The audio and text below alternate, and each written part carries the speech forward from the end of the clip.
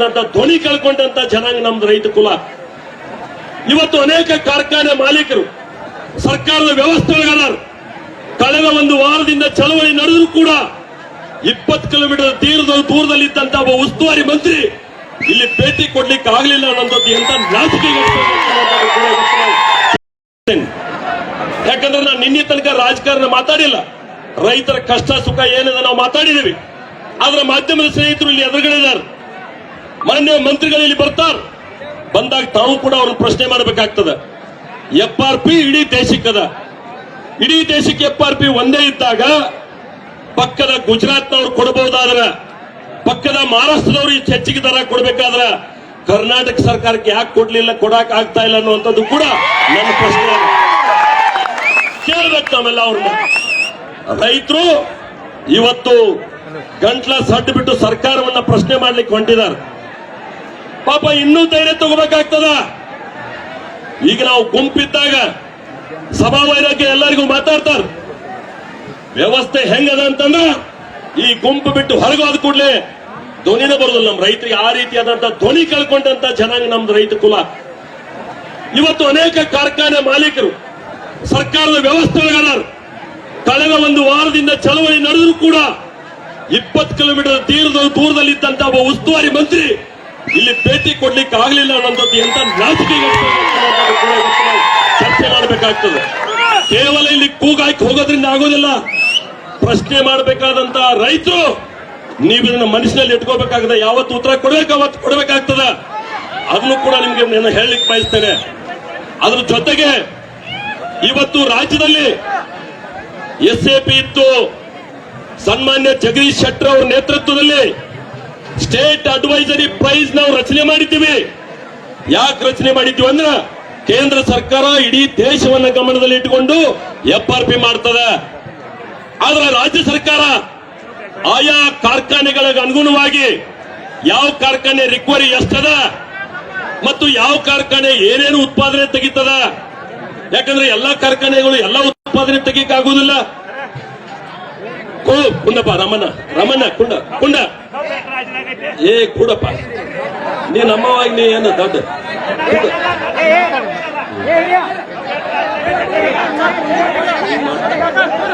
ನಮ್ಮ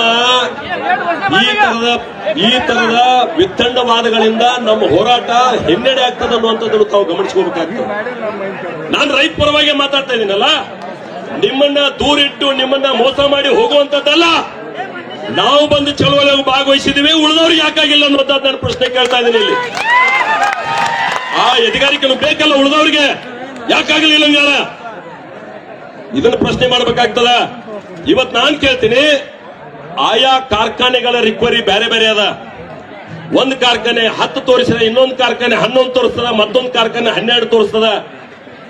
ಇಲ್ಲಿ ಕೃಷ್ಣಾ ನದಿ ಬೆಲ್ಟ್ ಗೊಂಡೆ ಹೋದ್ರ ಕಬ್ಬಿನ ರಿಕವರಿ ಸಹಜವಾಗಿ ಅದು ಪ್ರಕೃತಿದತ್ತ ಕೊಡುಗೆ ಅಲ್ಲಿ ಜಾಸ್ತಿ ತೋರಿಸ್ತದ.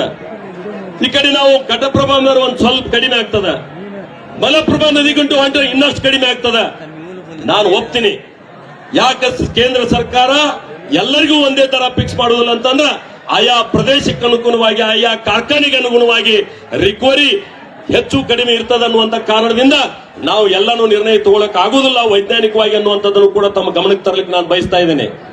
ಅದ್ರ ಜೊತೆಗೆ ಬೈ ಪ್ರಾಡಕ್ಟ್ ಕೆಲವರು ಕೋಜನ್ ವಿದ್ಯುತ್ ಉತ್ಪಾದನೆ ಮಾಡ್ತಾರೆ, ಇನ್ನು ಕೆಲವರು ಡಿಸ್ಟಿಲರಿ ಸಾರಾಯಿ ಉತ್ಪಾದನೆ ಮಾಡ್ತಾರೆ ಕೆಲವು ಕಾರ್ಖಾನೆಯವರು, ಇನ್ನು ಕೆಲವು ಕಾರ್ಖಾನೆಯವರು ಇಥಿನೇಲ್ ಉತ್ಪಾದನೆ ಮಾಡ್ತಾರೆ, ಇನ್ನು ಕೆಲವು ಕಾರ್ಖಾನೆಯವರು ಯಾವುದನ್ನು ಉತ್ಪಾದನೆ ಮಾಡೋದಿಲ್ಲ. ಅವ್ರಿಗೂ ಈ ದರ ಕೊಡ್ರೆ ಅಂದ್ರೆ ಕೊಡಲಿಕ್ಕೆ ಸಾಧ್ಯ ಇಲ್ಲ.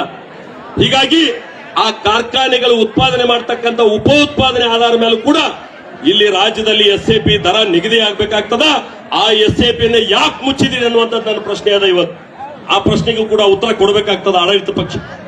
ಹೀಗಾಗಿ ಇವತ್ತು ನಾನು ವಿನಂತಿ ಮಾಡುವಂತದ್ದು ಏನಂತಂದ್ರೆ, ನಾವು ಅನೇಕ ವ್ಯವಸ್ಥೆಯಲ್ಲಿ ನಾವು ಸೋತ್ ಹೋಗಿದ್ದೀವಿ. ಎಲ್ಲೆಲ್ಲಿ ನಮ್ಮನ್ನ ಕೊಂದಾರಂತಂದ್ರೆ ಹಾರ್ವೆಸ್ಟಿಂಗ್ ಎಲ್ಲ ಕಡೆ ಅಷ್ಟೇ ಬರ್ತದೆ.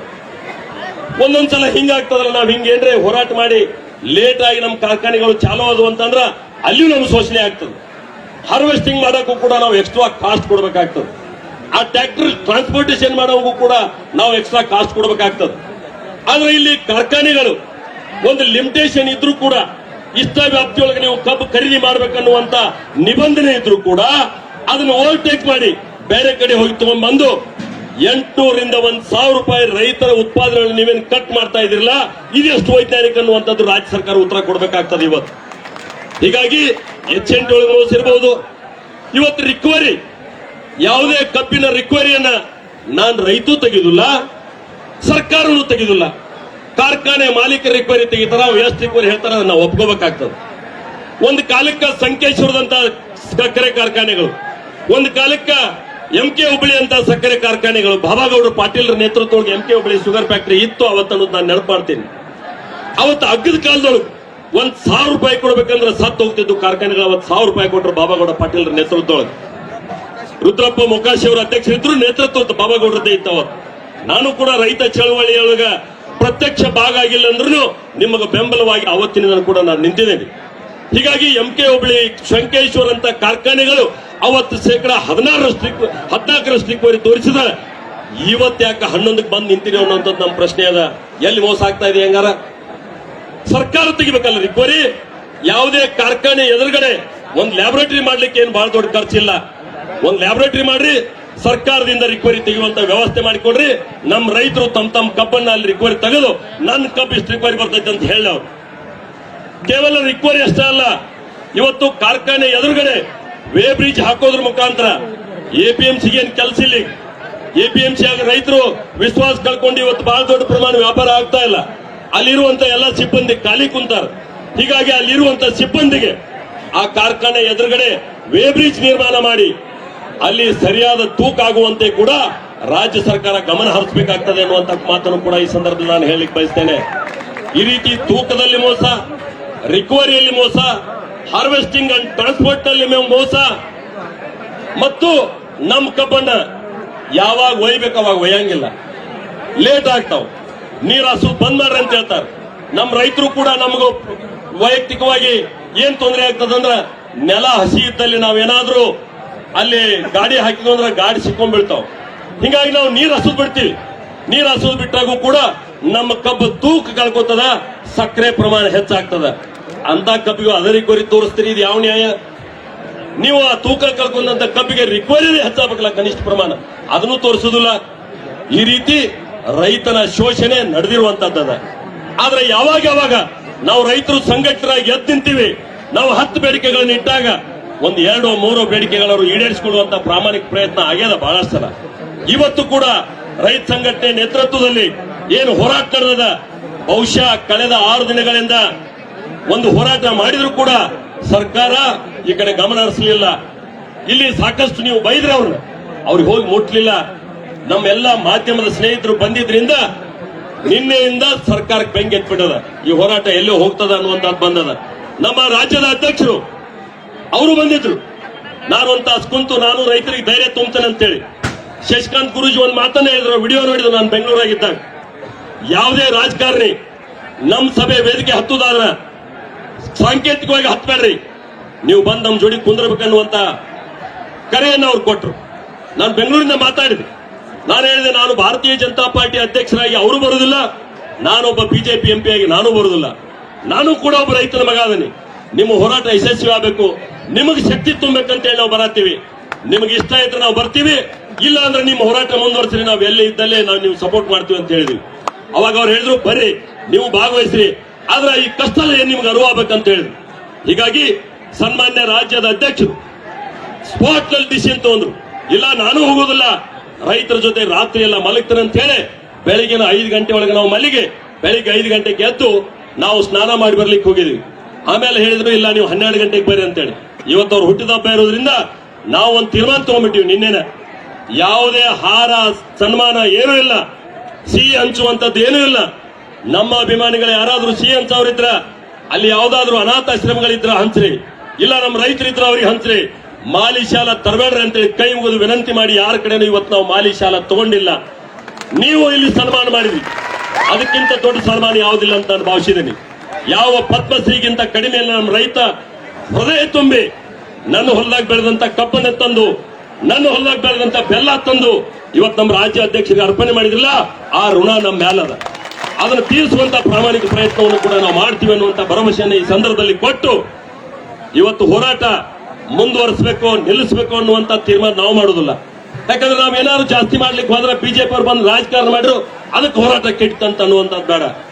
ನೀವು ಚಳವಳಿ ಮಾಡ್ರಿ, ನೀವು ಮಂತ್ರಿಗಳ ಜೊತೆ ಮಾತುಕತೆ ಮಾಡ್ರಿ. ಇದನ್ನು ಒಂದ್ ವೇಳೆ ಮುಂದುವರಿಸುವುದಾದ್ರೆ ರಾಜ್ಯದ ಅಧ್ಯಕ್ಷರ ನೇತೃತ್ವದೊಳಗೆ ನಾವು ಕೂಡ ಬೆಂಗಳೂರಿನಲ್ಲಿ ಸಭೆ ಸೇರ್ತೇವೆ. ಯಾವುದೇ ಮಂತ್ರಿ ಯಾವುದೇ ಹಳ್ಳಿಗೆ ಭೇಟಿ ಕೊಡಲಾರದ ರೀತಿಯೊಳಗೆ ಪ್ರತಿಬಂಧನೆ ಮಾಡುವಂತ ಹೋರಾಟವನ್ನು ಕೂಡ ನಾವು ಮಾಡಬೇಕಾಗ್ತದೆ. ಅದನ್ನು ಮಾಡೋಣ, ಎಲ್ಲರೂ ನಾವು ಸೇರಿ ನಿಮ್ ಶಕ್ತಿ ತೊಂತೀವಿ. ಯಾಕಂದ್ರೆ ಇದು ಯಾವುದೇ ಪಕ್ಷಾತೀತವಾದಂತಹ ಹೋರಾಟ ಇದೆ, ಯಾವುದೇ ಜಾತ್ಯತೀತವಾದಂತಹ ಹೋರಾಟ. ರಾಜಕೀಯ ಬೇಳೆ ಬೆಳೆಸ್ಕೊಳ್ಳಕ್ ನಾವು ಬಂದಿಲ್ಲ. ಕಷ್ಟದಲ್ಲಿ ಇರ್ತಕ್ಕಂಥ ನಮ್ಮ ರೈತರಿಗೆ ಈ ವರ್ಷ ಪ್ರವಾಹ ಬಂದು ಮಳೆಯಾಗಿ ಸಿಕ್ಕಾಪಟ್ಟೆ ಲಾಸ್ ಆಗೋಗಿದ್ದಾರೆ. ಇರುವಂತ ಅಳಿದುಳಿದ ಬೆಳೆಯನ್ನ ಖರೀದಿ ಮಾಡ್ರಿ ಅಂತೇಳಿ ನಾನು ಒಬ್ಬ ರೈತರ ಮಗನಾಗಿ 4 ಸಲ ಪತ್ರಿಕಾಗೋಷ್ಠಿ ಮಾಡಿದೆ. ಸಂಬಂಧಪಟ್ಟಂತ ಜಿಲ್ಲಾಧಿಕಾರಿಗಳಿಗೆ, ಮಾರ್ಕೆಟಿಂಗ್ ಅಧಿಕಾರಿಗಳಿಗೆ ವಿನಂತಿ ಮಾಡಿಕೊಂಡೆ. ಸಮಯಕ್ಕೆ ಸರಿಯಾಗಿ ಯಾರೂ ಖರೀದಿ ಕೇಂದ್ರಗಳನ್ನು ತೆರೆಯಲಿಲ್ಲ. ಅದರ ಪರಿಣಾಮ 100ಕ್ಕೆ 5ರಷ್ಟು ಜನ ಮಾತ್ರ ಇವತ್ತು ಆ ಖರೀದಿ ಕೇಂದ್ರಗಳಿಗೆ ಹೆಸರು ನೋಂದಾವಣೆ ಮಾಡ್ಕೊಂಡಿದ್ದಾರೆ. ಇನ್ನೂ ಖರೀದಿ ಚಾಲೂ ಆಗಲಿಲ್ಲ. 95 ಜನ ನಮ್ಮ ರೈತರಿಗೆ ಇಟ್ಕೊಳಕ್ ಜಾಗಿಲ್ಲ ಅಂತ ಹೇಳಿ ಉದ್ದು, ಹೆಸರು, ತೊಗರಿ ಯಾವ ರೀತಿ ನಮ್ಮ ಸಣ್ಣ ಬೆಳೆ ಅದಾವೆ ಎಲ್ಲ ಮಾರ್ಕೊಂಡ್ಬಿಟ್ರು. ಎಲ್ಲಿ ಮುಟ್ತದ ಕೇಂದ್ರ ಸರ್ಕಾರ ಘೋಷಣೆ ಮಾಡಿದಂತ ಬೆಂಬಲ ಬೆಲೆ, ರಾಜ್ಯ ಸರ್ಕಾರ ಕೇಂದ್ರ ಸರ್ಕಾರ ಇಬ್ರು ಕೂಡಿ ನಾವು ಚರ್ಚೆ ಮಾಡಿ ಯಾವಾಗ ನಿರ್ಣಯ ತಗೋಬೇಕು ಅವಾಗ ನಿರ್ಣಯ ತಗೊಂಡ್ರೆ ಅದು ನ್ಯಾಯ ಸಿಗ್ತದೆ. ತಡವಾಗಿ ಸಿಕ್ಕ ನ್ಯಾಯ ಅನ್ಯಾಯಕ್ಕೆ ಸಮ ಅಂತ ನಾನು ಭಾವಿಸ್ತೇನೆ. ಹೀಗಾಗಿ ನಮ್ಮ ರೈತರು ಬೆಳೆದಾಗ ನೀವು ಖರೀದಿ ಕೇಂದ್ರ ತೆರೀಲಿಲ್ಲ, ನಮ್ಮ ರೈತರು ಮಾರಿದ ಮೇಲೆ ನೀವು ಖರೀದಿ ಕೇಂದ್ರ ತೆಗೆದ್ರೆ ಇದು ಕಣ್ಣೊರೆಸುವ ತಂತ್ರ ಅಂತ ಕೂಡ ನಾನು ಹೇಳಬೇಕಾಗ್ತದೆ. ಹೀಗಾಗಿ ರೈತ ಇವತ್ತು ಆರ್ಥಿಕವಾಗಿ ಚರ್ಚಿತವಾಗಿ ಹೋಗಿದ್ದಾರೆ. ಸಣ್ಣ ಬೆಳೆನೂ ಕೂಡ ಹಾಳಾಗಿದಾವೆ. ನೀವು ಉಳಿದಂತ ಕಬ್ಬಿನ ಬೆಳೆಗೂ ಕೂಡ ಬೆಲೆ ಕೊಡದೆ ಹೋದ್ರ ರೈತನ ಸ್ಥಿತಿ ಬೀದಿ ಬರ್ತದೆ. ಇನ್ನೊಂದು ಗಂಭೀರ ಸವಾಲು ಏನಾಗ್ತದೆ ಅಂದ್ರೆ ನಮ್ಮ ರೈತ ಸಿಟ್ಟಿಗೆದ್ದು ಇಲ್ಲ ನಾನು ಹೋರಾಟ ಮಾಡಿಬಿಡ್ತೇನೆ ಅಂತ ಕುಂತ್ರ 1 ವರ್ಷ ಕಾರ್ಖಾನೆ ಬಂದಿದ್ರೆ ಅವ್ರು ತಡಿಬಹುದು. ಆದ್ರೆ 1 ವರ್ಷ ನಮ್ಮ ರೈತರು ಬಂದಿದ್ರೆ ಬಹುಶಃ ನಾವು ತಡಿಲಿಕ್ಕೆ ಸಾಧ್ಯ ಇಲ್ಲ. ಯಾಕಂದ್ರೆ ನಾವು ಬೀಜಕ್ಕೆ ಸಾಲ ಮಾಡಿದ್ವಿ, ಗೊಬ್ಬರಕ್ಕೆ ಸಾಲ ಮಾಡಿದೀವಿ, ನೀರು ಹಾಸಿದೀವಿ, ಕಸ ತೆಗೆತೀವಿ, ನಾವು ಅದ್ರ ಮೇಲೆ ಜೀವನ ಇಟ್ಕೊಂಡು ಕುಂತೀವಿ. ಹೀಗಾಗಿ ಮಾನವೀಯತೆ ಆಧಾರ ಮೇಲೆ ಈ ಸರ್ಕಾರ ಮಾನವೀಯ ಹೃದಯದ ಆಧಾರ ಮೇಲೆ ಈ ನಿರ್ಣಯವನ್ನು ತಗೋಬೇಕಾಗ್ತದ, ಪ್ರತಿಷ್ಠೆಯನ್ನು ಬಿಡಬೇಕಾಗ್ತದೆ. ನಾನು ಜಿಲ್ಲಾ ಉಸ್ತುವಾರಿ ಮಂತ್ರಿಗಳಿಗೆ ಕೈ ಮುಗಿದು ಪ್ರಾರ್ಥನೆ ಮಾಡ್ತೇನೆ, ನೀವು ಪ್ರತಿಷ್ಠೆ ಮಾಡ್ಕೊಳ್ಬೇಡ್ರಿ. ಈ ಹೋರಾಟವನ್ನ ರೈತರ ಅಂತಃಕರಣವನ್ನು ಅರ್ಥ ಮಾಡ್ಕೊಂಡು ನೀವು ಬಂದು ಸಮಸ್ಯೆಗೆ ಪರಿಹಾರವನ್ನು ಕಂಡುಹಿಡಿದ್ರೆ ಬಹಳ ದೊಡ್ಡ ಮನುಷ್ಯರಾಗ್ತಿದ್ರಿ. ಆದ್ರೆ ಇದನ್ನ ಪ್ರತಿಷ್ಠೆ ಮಾಡ್ಕೊಂಡು ದೂರ ಉಳಿದ್ರಿ, ನಿಮ್ಗೆ ಧಿಕ್ಕಾರ ಹೇಳ್ಬೇಕಾಗ್ತದೆ ನಾವೆಲ್ಲ ಕೂಡಿ ಅನ್ನುವಂತ ಮಾತನ್ನು ಇವತ್ತು ನಾನು ರಾಜ್ಯಾಧ್ಯಕ್ಷರು ಕೂಡ ನಾವು ಸಕ್ಕರೆ ಸಚಿವರ ಜೊತೆ ಮಾತಾಡಿದೀವಿ, ನಾವು ಶುಗರ್ ಕಮಿಷನರ್ ಜೊತೆ ಮಾತಾಡಿದೀವಿ, ನಾವು ಜಿಲ್ಲಾಧಿಕಾರಿಗಳ ಜೊತೆ ಮಾತಾಡಿದೀವಿ. ಏನು ಒತ್ತಡ ಹಾಕ್ಬೇಕು ಹಾಕಿದೀವಿ. ಈ ಹೋರಾಟ ಇಲ್ಲೇ ನಿಲ್ಲುವುದಿಲ್ಲ ಅನ್ನುವಂತ ಗಂಭೀರದ ಸವಾಲದ ಎಚ್ಚರಿಕೆಯನ್ನ ಕೂಡ ಕೊಟ್ಟಿದ್ದೀವಿ. ಆದ್ರೆ ರೈತರು ನೀವು ತೀರ್ಮಾನ ಮಾಡಿ. ಇವತ್ತು ಅವ್ರು ಕೊಟ್ಟಾಗ ಬಹುಶಃ 3,500 ರೂಪಾಯಿ ನಾವೆಲ್ಲ ಡಿಮ್ಯಾಂಡ್ ಮಾಡಿದ್ವಿ. ಆದ್ರೆ ಎಷ್ಟು ಕಷ್ಟನೋ ಎಷ್ಟು ಸಾಧ್ಯನೋ ಅದನ್ನ ನಮ್ಮ ರೈತ ಸಂಘಟನೆ ಮುಖಂಡರು ಕುಂತು ಮಾತಾಡಿದಾಗ ಅವರಿಗೂ ಕೂಡ ನೀವು ಕಟ್ ಮಾಡುವಂತ ಕೆಲಸ ಮಾಡಬೇಡ. ಯಾಕಂದ್ರೆ ಯಾವುದೇ ಚಳವಳಿ ಒಂದೇ ದಿವಸಕ್ಕೆ ಎಲ್ಲ ಸಮಸ್ಯೆಗಳಿಗೂ ಪರಿಹಾರ ಕಂಡುಹಿಡಿತೆ ಅನ್ನೋದು ಸುಳ್ಳದ. ಹೀಗಾಗಿ ಅವ್ರು ಯಾವ ನಿರ್ಣಯ ತಗೋತಾರೆ ನಾವು ಮಾತ್ರ ಬದ್ಧದಿ. ನೀವು ಯಾವ ನಿರ್ಣಯ ತಗೊಂಡ್ರು ಅವ್ರು 3,200 ಕೊಟ್ಟರೆ ನಾವು ಬಿಡ್ತೀವಿ ಅಂದ್ರೆ ಎಸ್, 3,300 ಕೊಡ್ತಾರೆ ಅಂದ್ರೆ ಎಸ್, ನೀವು 3,500 ತಗೊಂಡ್ರು ಎಸ್, ನಮ್ದೇನ್ ತಕರಾರು. ಆದ್ರೆ ನಿಮ್ಮ ಹೋರಾಟಕ್ಕೆ ಬಲ ತುಂಬತಕ್ಕಂಥ ಕೆಲಸ ನಾವು ಮಾಡ್ತೀವಿ. ಹೀಗಾಗಿ ರೈತರು ಕೂಡ ಬಹಳಷ್ಟು ಜನ ನನಗೆ ಅನೇಕ ಹೇಳ್ತಿರ್ತಾರೆ, ಇದರೊಂದು ತಾರ್ಕಿಕ ಅಂತ್ಯ ಕಾಣಿಸ್ರಿ ಅಂತೇಳಿ. ತಾರ್ಕಿಕ ಅಂತ್ಯ ಒಬ್ಬರಿಬ್ಬರಿಂದ ಕಾಣುವುದಿಲ್ಲ. ಇದು ಯಾವ ರೀತಿ ಒಂದು ಚಳವಳಿಯಾಗಿ ರೂಪುಗೊಂಡಿತಲ್ಲ, ಈ ಹೋರಾಟ ಚಳವಳಿಯಾಗಿ ರೂಪುಗೊಂಡಾಗ ಸರ್ಕಾರಗಳು ಕೂಡ ಬಗ್ಬೇಕಾಗ್ತದ, ನಮ್ಮ ಕಿವಿಗೆ ಓಡ್ಕೊಡ್ಬೇಕಾಗ್ತದೆ, ನಮ್ಮ ಧ್ವನಿಗೆ ಹೋಗ್ಕೊಡ್ಬೇಕಾಗ್ತದೆ. ಆ ರೀತಿ ಹೋರಾಟ ಇವತ್ತು ನೀವು ರೂಪಿಸಿದಿರಿ, ನಾವು ಕೂಡ ನಿಮ್ ಬೆಂಬಲ ಕೊಟ್ಟಿದ್ದೀವಿ. ಒಂದು ಸಾರ್ಥಕತೆ ಇದೆ ನಮಗೂ ಕೂಡ, ಇದೊಂದು ಚಳವಳಿ ಯಶಸ್ವಿ ಆಗಲಿ ಅಂತೇಳಿ. ಹೀಗಾಗಿ ನಾನ್ ಜಾಸ್ತಿ ಮಾತನಾಡಲಾರ್ದು, ಸ್ವಲ್ಪ ನಾನು ಎಮೋಷನಲ್ ಆದ ಅಂತ ಅನಿಸ್ತದೆ ನನಗೆ. ಯಾಕಂತಂದ್ರೆ ನಮ್ಮ ರೈತರು ಇಷ್ಟ ಕೂತಾಗೂ ಕೂಡ ಬರ್ಬೇಕಾದವ್ರು ಬರಲಿಲ್ಲ ಅನ್ನುವಂತ ನೋವಿನಿಂದ ಇಷ್ಟು ಮಾತಾಡಿದ್ದೀನಿ ನಾನು. ಹೀಗಾಗಿ ನಮ್ಮ ರಾಜ್ಯಾಧ್ಯಕ್ಷರು ಮಾತಾಡ್ತಾರೆ, ಅವ್ರು ಯಾವ ನಿರ್ಣಯ ಮಾಡ್ತಾರೆ ಆ ನಿರ್ಣಯಕ್ಕೆ ನಾವು ಕೂಡ ಬದ್ಧದಿವೆ. ಕೇಂದ್ರ ಸರ್ಕಾರ ಜೊತೆ ಮಾತುಕತೆಯನ್ನು ಮಾಡುವುದಾದ್ರೂ ಕೂಡ, ಯಾಕಂದ್ರೆ ಎಲ್ಲರೂ ಪ್ರಧಾನಮಂತ್ರಿ ಬಗೆಹರಿಸಕ್ ಆಗುದಿಲ್ಲ. ಅಧಿಕಾರಿ ಶಾಹಿ ಅದ, ವ್ಯವಸ್ಥೆ ಅದ.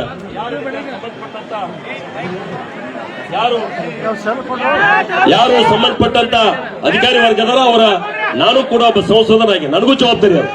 ನಾನು ಹೋದಂತರ ಏನು ಬೇರೆ ಮಾತಾಡಿಲ್ಲ. ರೈತರ ಸಮಸ್ಯೆ ಕುರಿತೇ ನಾನು ರಾಜ್ಯಸಭೆಗೆ ಧ್ವನಿ ಎತ್ತಕ್ಕಂತ ಕೆಲಸ ಮಾಡಿದ್ದೀನಿ.